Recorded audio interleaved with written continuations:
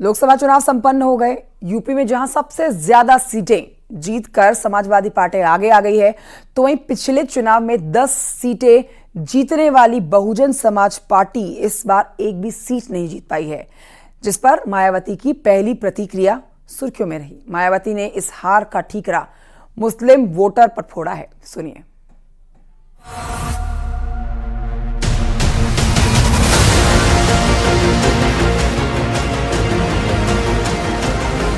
2024 के इस चुनावी महासंग्राम में यूपी ने जो उत्तर दिया है, उससे हर कोई हैरान है। इंडिया गठबंधन ने जहां जबरदस्त प्रदर्शन किया है, देश के सबसे बड़े राज्य में एसपी और कांग्रेस को काफी फायदा हुआ है, लेकिन मायावती की बहुजन समाज पार्टी को यहां सबसे ज्यादा घाटा हुआ है।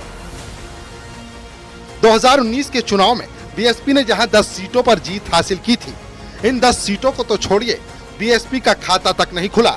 इस बार उसके खाते में एक भी सीट नहीं आई, यानी कि यूपी में बीएसपी का सूपड़ा साफ हो गया। ऐसे में इस बार यूपी से लोकसभा में बीएसपी का एक भी सांसद नहीं होगा, जिसका ठीकरा मायावती ने अल्पसंख्यकों पर फोड़ा। उन्होंने कहा, मुस्लिम समाज बसपा का अंग रहा है, आगे इनको सोच समझकर मौका देंगे। पिछले कई चुनाव में प्रतिनिधित्व दिया, बावजूद इसके मुस्लिम समाज ने साथ नहीं दिया। अब सोच समझकर पार्टी इन्हें मौका देगी, ताकि भविष्य में इस तरह भयंकर नुकसान न हो। लोकसभा चुनाव में बीएसपी ने सबसे ज्यादा 35 मुस्लिमों को टिकट दिया था, लेकिन उनका ये दांव काम नहीं आया। हम तो ये ऐलान करेंगे कि मायावती जी से कोई मुसलमान टिकट ही न ले। मायावती जी एहसान नहीं करती हैं, और मायावती जी को जो ये अंजाम हुआ है, यही होना चाहिए था।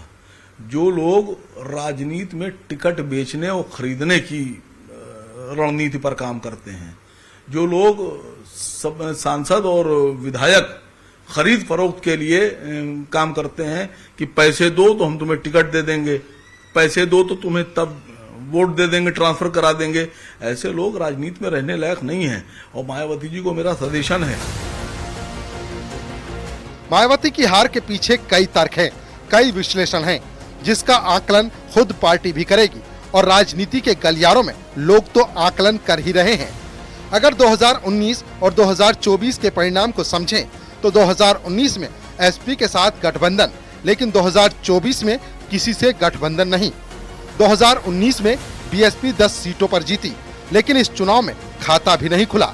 2019 में बीएसपी को मुस्लिम दलित वोट मिले, लेकिन इस चुनाव में मायावती के दलित वोट भी पट गए। साल 2019 के चुनाव में मायावती और अखिलेश साथ थे।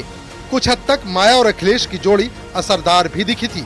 दोनों ने मिलकर 15 सीटों पर जीत दर्ज की थी, लेकिन इस बार मायावती को अकेले लड़ना महंगा पड़ गया। मायावती के लिए ये एक बहुत ही बुरा राजनीतिक समय चल रहा है, क्योंकि पिछले कुछ सालों से जिस तरह से पार्टी का डाउनफॉल शुरू हुआ, और उसे वो अपनी सारी कोशिशों के बावजूद भी रोक नहीं पाई। हालांकि पिछले चुनाव में उन्होंने समाजवादी पार्टी के साथ मिलकर कुछ सीटें जीतने में सफलता पाई थी, लेकिन जैसा हमें याद पड़ता है, पिछले साल की शुरुआत में ही उन्होंने कह दिया था कि इस बार वे ये चुनाव अकेले लड़ेंगी। शायद उनको अपने ऊपर कॉन्फिडेंस था, जो कि आज ओवर कॉन्फिडेंस लग रहा है। और दूसरा, उन्होंने अपनी पार्टी के अंदर कोई सेकंड लाइन ऑफ लीडरशिप भी नहीं तैयार की। आकाश आनंद को सामने किया, लेकिन अचानक ही उनको हटा भी लिया गया। इससे उनके समर्थकों में ये संदेश गया कि मायावती अब विश्वसनीय नहीं रह गई हैं नेता के तौर पर, पार्टी प्रमुख के तौर पर, और इसलिए लोगों ने उनसे कोई उम्मीद नहीं की। इससे पहले 2014 के लोकसभा चुनाव में बसपा को यूपी में 0 सीटें मिली थी। 10 साल बाद फिर ये इतिहास ने खुद को दोहराया। बसपा ने सबसे ज्यादा 35 मुस्लिम उम्मीदवारों पर दांव लगाया था। बावजूद इसके मुस्लिमों का सारा वोट सपा और कांग्रेस को चला गया।